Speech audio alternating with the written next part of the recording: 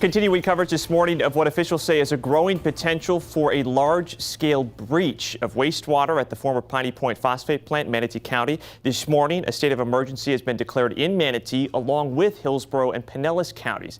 The evacuation area that's also been expanded again now includes more than 300 homes, and county leaders, they want people out of that area immediately to take this seriously as this risk continues that hundreds of millions of gallons of this wastewater could gush out at once if the leaking reservoir there completely collapses.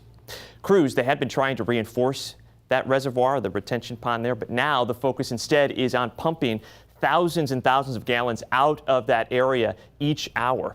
Our Tweelan Wynn, she is live out there this morning. At this point, Tweelan, I mean, it's not really sounding like the situation is improving all that much, and they've now expanded that evacuation zone. So there is a lot potentially in this path of a breach that could be impacted, right?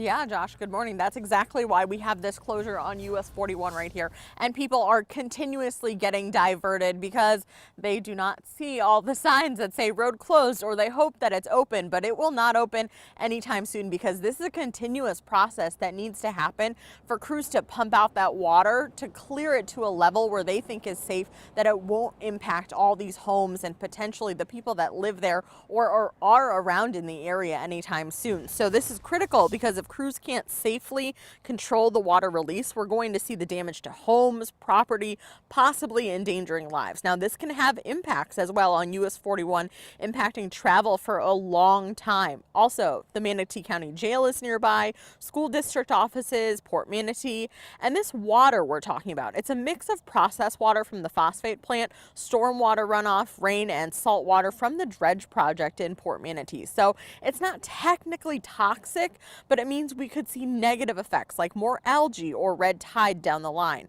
So what's important in this moment is continuing this controlled release of water to avoid the worst possible situation. Making sure that worst case scenarios are planned for, again, that volume of water can result in high levels of water moving across a large area. So the key has to be protection of public health, safety, and welfare.